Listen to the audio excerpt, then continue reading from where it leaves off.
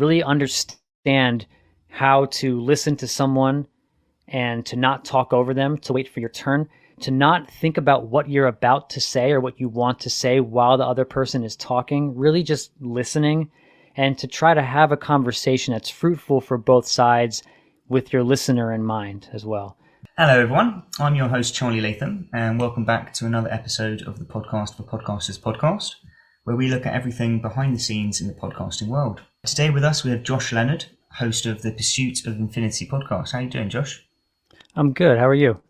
Great, thank you. So if you could quickly start by telling us a bit about your podcast and why you started it, that would be great. Well, first off, thank you so much for having me on. I'm really happy to be here. So the podcast itself, called Pursuit of Infinity, and we basically talk about psychedelics, philosophy, all types of esoteric thought, consciousness, space, anything that covers like sort of the big existential questions of our time. Okay, and what was it fascination with those topics that encouraged you to start the podcast? Well, it started off with researching psychedelics and then eventually starting to do psychedelics.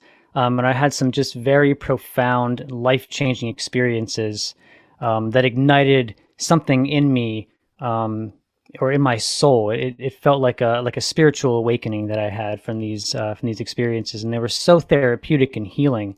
So what my goal was with the podcast, before that even started, I wanted to figure out a way where I could use the experience that I had to show this to the world, to heal the world, to help to drive the world toward a greater state of love, in my little tiny reality.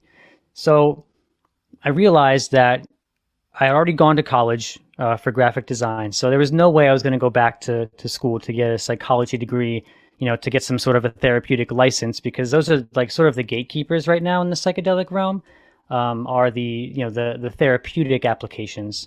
So I found this course online, offered through a website called Psychedelics Today, which is a really great psychedelic center for education.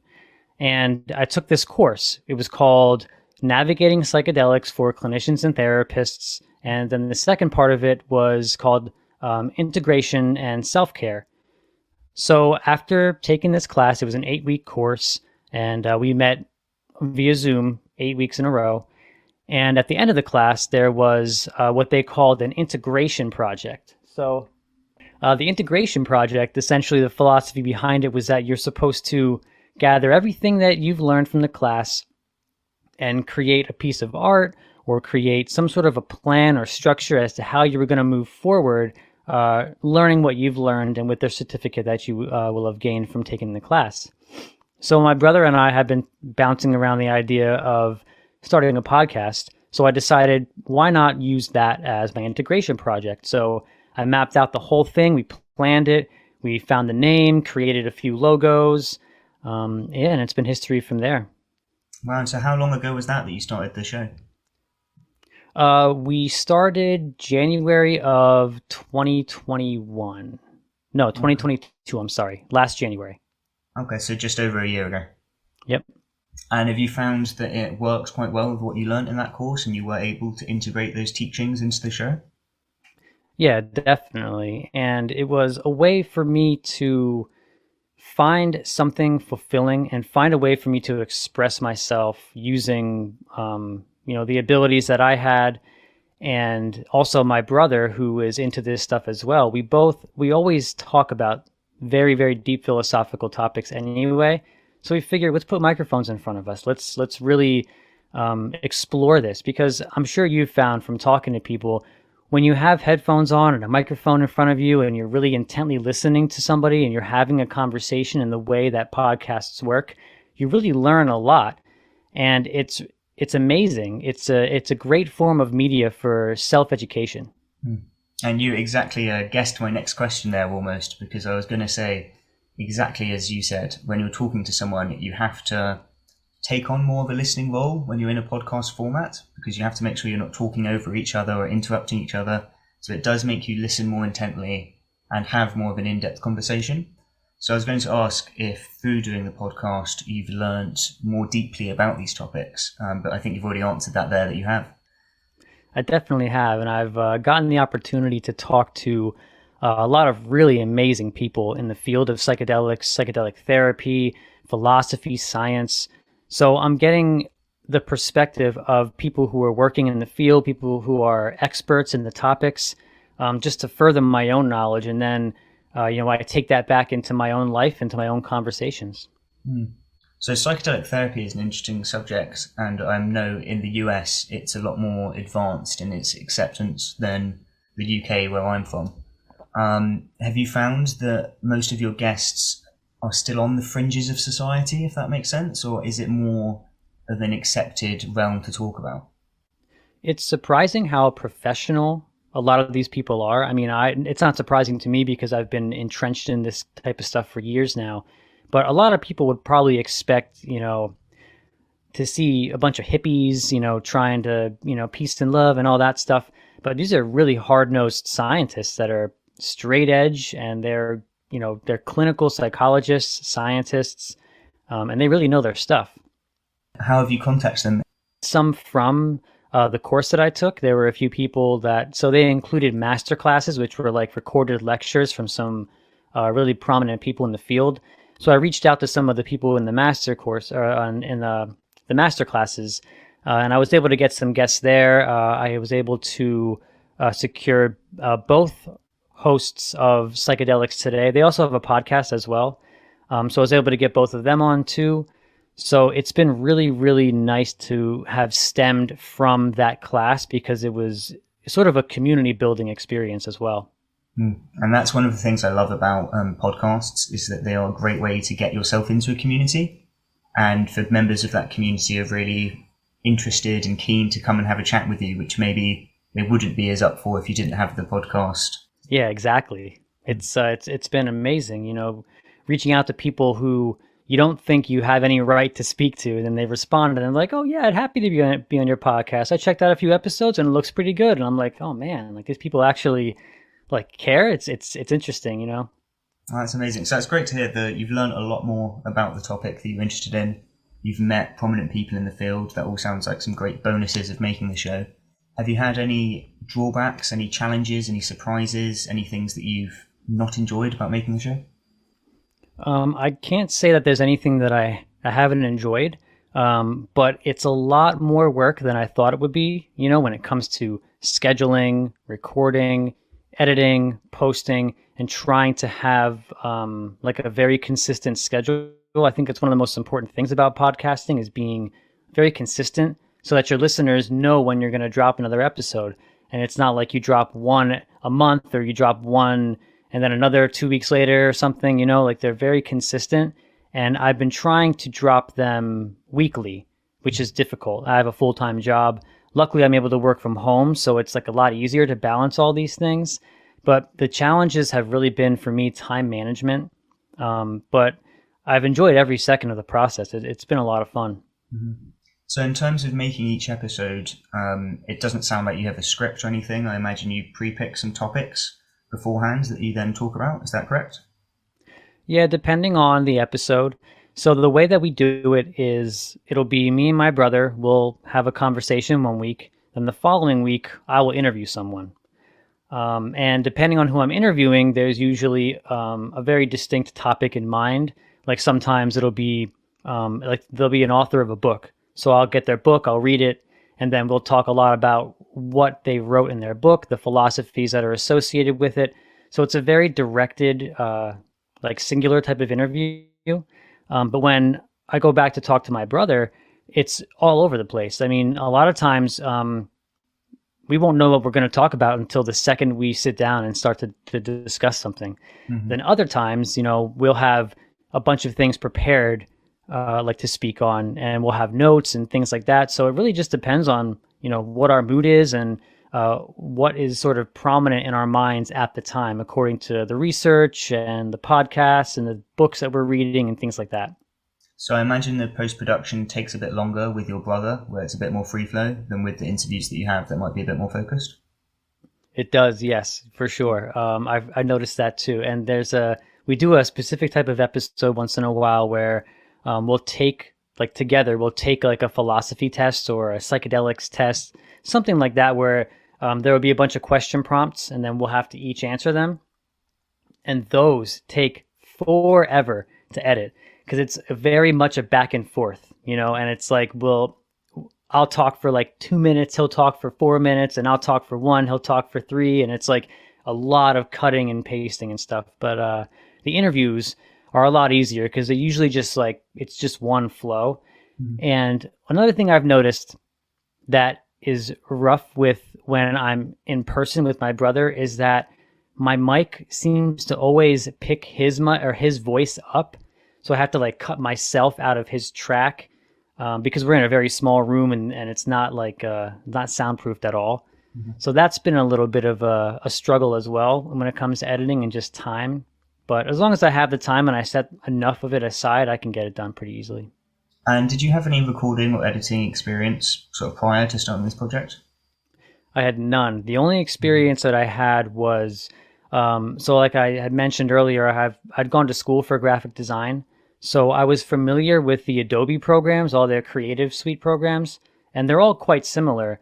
So I had a subscription to those from when I was in school because you have to pay monthly for they call it the Creative Cloud, and it gives you a whole bunch of different programs from Photoshop to illustration programs, web design. And I noticed that there is an audio editor called Adobe Audition, along with Adobe Premiere Pro, which is their video. And it just was a natural transition for me to work in their photo editing programs and illustration programs from what I learned in school to transition over to like the audio editing. And I just used some YouTube videos, just some basic stuff, and some plugins and presets and things like that to make voices sound better. It still amazes me how much you can learn from YouTube. Yes, every bit of knowledge in the world is on there. It really does make like going to school obsolete. Yeah, it really does, and especially with the rise of ChatGPT and AI, who knows what education will look like in a few years. Yeah, it's incredible. It's so funny you bring that up. I just recorded an episode last night with my brother talking about ChatGPT and AI, which is probably going to come out like tomorrow. So you do a mixture of sort of philosophy, esoteric thought, and psychedelics all sort of mixed together, or does each episode focus on sort of a different theme? We try to focus on one particular theme for the episode, but a lot of what we do, we're looking at it through the lens of psychedelics because they've changed both of our lives so much. Okay. Could you give us a brief overview of how psychedelics have changed your life? Yeah, I mean, the easiest way I can say is that they've changed literally every single aspect of my life for the better.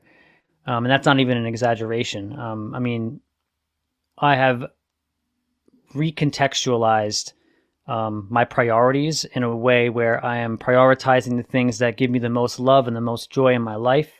My relationships have been flourishing ever since because I have been able to cultivate compassion a lot more and cultivate understanding. Before I started taking psychedelics, I was a really staunch atheist.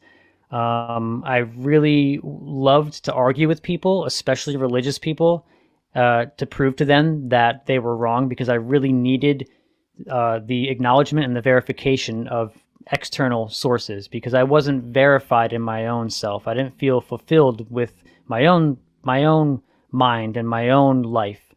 And psychedelics really taught me to take a step back and to sort of survey the world in a way where I'm understanding and I'm taking in information to learn as opposed to assert my own self, my own dominance. Because one of the first things that I realized on one of my first trips was that I don't know shit, And I really, really thought that I had this whole thing figured out in my 20s, But when you realize that you don't know anything and you're nowhere near figuring out how this complicated world works, it really puts things in perspective for you.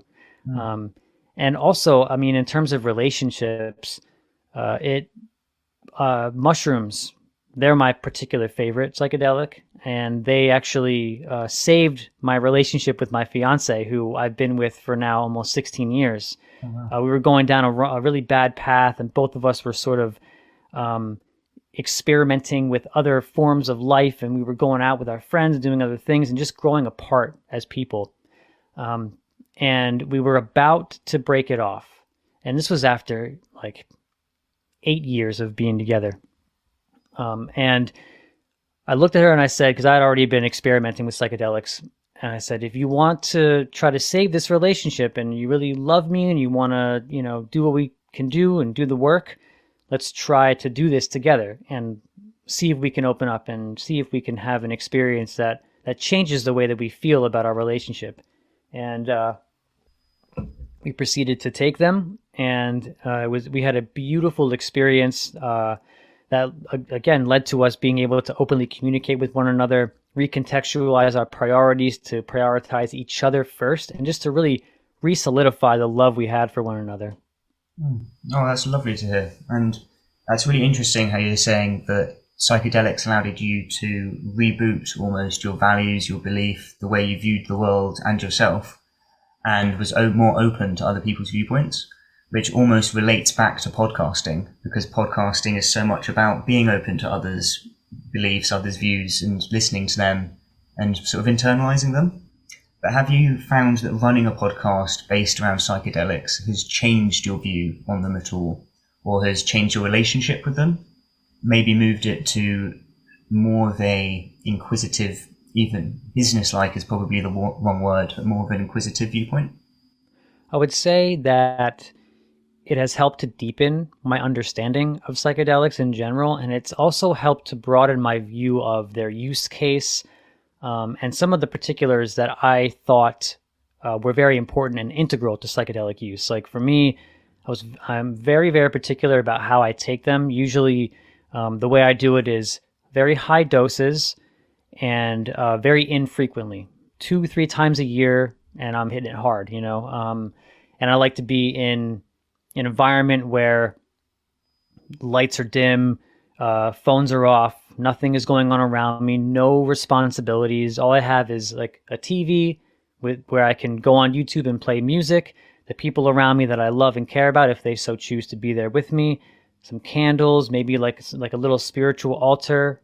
And what I've learned from talking to some of the people in the field of psychedelic therapy especially is that there are numerous ways that you can get the benefits of taking psychedelics, not just taking them exactly the way that I prefer to.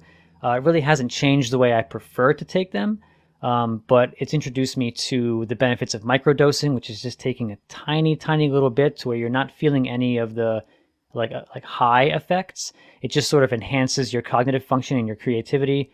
There's been a lot of things that I learned about the process of therapy using psychedelics as well that I wouldn't have thought. One in particular that was very prominent for me was a problem I have is like if I'm taking psychedelics with a group of people and someone's having a rough time, I feel like it's my responsibility to go and like save them from that rough time and help them, give them a big hug and say, it's okay, don't worry. But one thing that I learned, which seemed counterintuitive, was that you really should let the person have their experience and don't interfere with it, because they tend to conclude themselves on their own. They tie themselves in a nice little bow. And usually if you're having a really rough time, it's because there's something for you to learn about yourself within that experience. And if I were to go and interrupt it and say, oh, you're great, everything's fine, you're one of God's beautiful children, or something like that, it could potentially ruin the experience for them, and they wouldn't be able to get like quite the degree of benefit from it as if I would have just let them go. So although it's an unpleasant experience, it might still be beneficial in the long run. Yeah, for sure. I'd say some of my most beneficial experiences have been like very nightmarish. They've been really, really difficult. Oh, really? That's interesting. So you're saying that you only tend to go on you use psychedelics sort of 1 or 2 times a year. So running the podcast, does that help you maintain the beneficial effects of the psychedelics for a longer period as you're keeping them in the forefront of your mind? So I often worry with using outside sources to help yourself that maybe it's only a short-term solution. Yeah, for sure. And the really cool thing about psychedelics is that you don't really have to even continue to do them. You can get the benefits and they will last you for the rest of your life. If I never did a psychedelic ever again, all the things that I've learned from them and all the life changes that they've given me or helped me to achieve for myself, they're everlasting. No one can take those away from me. It's similar to like religion and spirituality. Um, but yes, I would say that it's definitely in the forefront of my mind because I'm discussing it constantly. Um, but it hasn't really changed my usage pattern at all, because I have a healthy respect for the substances, so I try not to abuse and use them all the time. Because as you kind of alluded to, I tend to like to ground myself in this reality more so and value the things that the psychedelics can teach me about how to live my life here. Whereas there is a potential risk of becoming too attached to, going outside of your body and, being too attached to connecting yourself to that spirit. Hmm. Okay, so I must ask, as I imagine a lot of our listeners probably haven't got any experience in the psychedelic world, if they were wanting to dip their toe in this kind of world, what would be a good way to start? Would it be to listen to some of your episodes do you have any episodes with beginners who are looking to start delving into this world? Yeah, I mean, definitely listening to our podcast can be, a very good resource because we have a lot of experience in it. And we don't only just talk about trip reports or the substances themselves. We talk about a lot of the philosophies and modes of thought that help to solidify the teachings that you can possibly learn, because they can leave some people destabilized. They're very powerful substances, which is why I never actually recommend that anybody do psychedelics. What I do recommend is that you research them profusely. Just research them so much, because at the absolute least, you're going to gain some sort of a perspective that you didn't have before. You're going to be thinking about the world in a way that you did not previously think about the world in, because they open the doors to very esoteric thought. And just, again, the fact that we really don't know much about what we're doing here. And in our society, it's pushed on us that, we have a very solid understanding of what's going on. All you have to do is look at a science book and you know exactly how the world works, and there's nothing else to figure out, nothing else to learn. But psychedelics will help you to ignite your curiosity. But I will say the best psychedelic resource, I think, for practical use in terms of any level you're on, whether you're first starting or if you're, a seasoned psychonaut, then that website that I took that course through, Psychedelics Today, is a fantastic place to start for anybody who's looking to learn more about these substances and what they can do for you. Okay, great. And was that a free course or was it paid? That course was paid. They do have a bunch of free courses.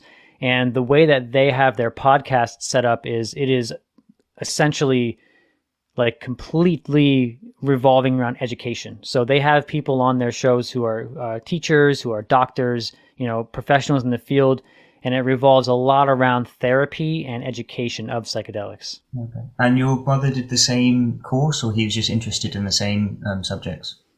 He didn't do the course with me, but he's interested in the same subjects, and we've gone on journeys together.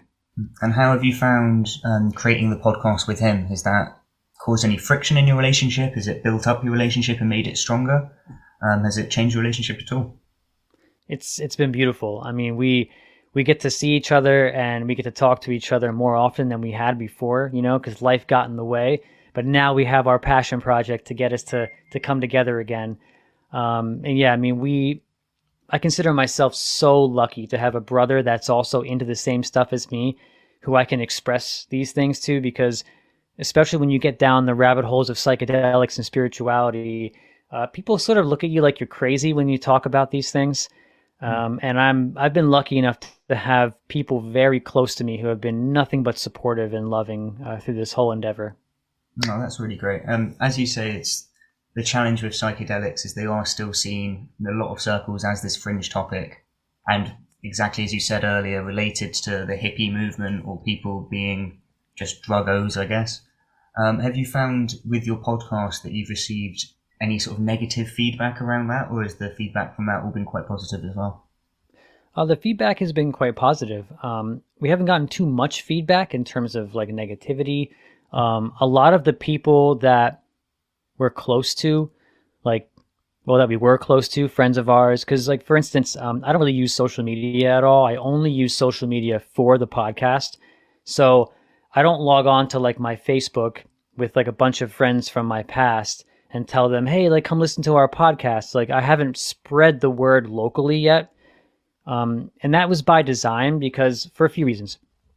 One, it's difficult because a lot of the topics we cover are very taboo and they're not accepted by many people. So when it comes to like my job and some of the professional aspects of my life, I don't necessarily like to share that. And also, I think it's interesting to find out how long it takes someone who I'm close to find out that I have a podcast without me telling them. It's an interesting little thought experiment that I've tried, and a few people have caught on, and some of the people close to me just have happened to stumble upon it, and they're like, "Oh shit, I didn't know you had a podcast." Sorry, I'm not sure if I can curse, but that's fine. And it's been a really interesting experience to see some of the reactions from friends who have found it themselves. Oh, that is fascinating. So you've managed to keep your personal life and your podcast life quite separate, but equally people from your personal life have found the podcast on their own. Yeah, and I think it's a very important part as well that I'm not shy about the podcast either. If somebody would come up to me and say, "Oh, is that your podcast?" I would say, "Hell yeah, it is. Like, why don't you come listen or, come be on the show or whatever, I'm really not shy about it. I'm very willing to promote it to anybody that wants to listen, but I don't want to I don't want to push it on anybody. Mm-hmm. You know what I mean? I want it to be there for people who want to come to it. So I'm similar with you in that I don't use social media as much in my personal life, but I do use it in my professional life quite a lot to spread the word about shows that I'm working on. How are you using social media for your show? I use it to spread the word whenever we drop an episode. I also extract clips, whether they be audio or video, and I'll post them usually within the same week that I release an episode. I like to post memes, psychedelic memes, like funny things that are associated with philosophy. Just I'm trying to create, because I use Instagram. That's pretty much all we use in terms of social media. So I'm trying to create like an Instagram atmosphere where people who are interested in the same things can come there and just enjoy the content, just enjoy what they see, and also to get, a heads up on when we drop episodes and videos. Amazing. Yeah. So just as we start to wrap up, I'd always like to ask our guests if they've got any tips that they'd like to share with people who are thinking about starting a podcast, or maybe those who have just started out, maybe things you've learned that you didn't expect, or just any tips you have for beginners. Yeah, for sure. One tip is back up at least your original files of your recordings, back them up 2, 3, 4 times. Do not allow chance to ruin any of your recordings.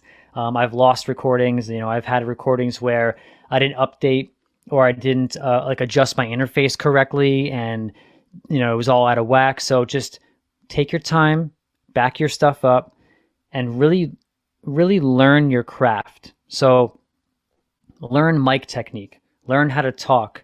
I have a little problem with my mouth. It gets super dry. You see me drinking a lot. So I had those mouth noises that I try to get through. That's my next challenge I'm trying to really get rid of. Luckily, Adobe Audition has a lot of cool features where I can sort of remove that a little bit. But hone your craft. Really understand how to listen to someone and to not talk over them, to wait for your turn, to not think about what you're about to say or what you want to say while the other person is talking, really just listening, and to try to have a conversation that's fruitful for both sides with your listener in mind as well. Mm-hmm. And there's a lot of people who they want to start a podcast, but they're just not sure how to, or they're not sure what to do. Just if you don't have any equipment, just grab your phone and do it. Just turn your phone on, use GarageBand or something. Just get it in. Just get in the reps. I think that's some great tips. And just before we go, if you want to let our listeners know how they can find you and your show, that would be fab. Yeah, for sure. I appreciate you so much for having me on. You can find us at pursuitofinfinity.com, where everything is there. all of our audio, our video links, everywhere you can follow us. We're on Instagram at Pursuit of Infinity Pod. We're on YouTube. We have our YouTube channel up. We use like video visualizations when it's just me and my brother because we don't have like a studio set up. But I have live video of our interviews, so you can find us there. And also we're on Patreon at patreon.com/Pursuit of Infinity. Amazing. Thanks so much for coming on, Josh. Honestly, it's been really lovely talking to you and learning about the show. Thank you very much. I really appreciate your time. Cheers. Thanks for listening to this episode of the Podcast for Podcasters podcast. If you'd like to be a guest on the show or have any suggestions for us, you can contact me at charlielatham5@gmail.com. That's charlielatham5@gmail.com. Before we go, I'd like to thank the sponsor of our show, Podcast Man. Podcast Man takes the pain out of podcasting production so you can spend more time meeting guests, having interesting conversations, and doing what you love. Find out more at podcastman.co.uk. Have a great day, everyone.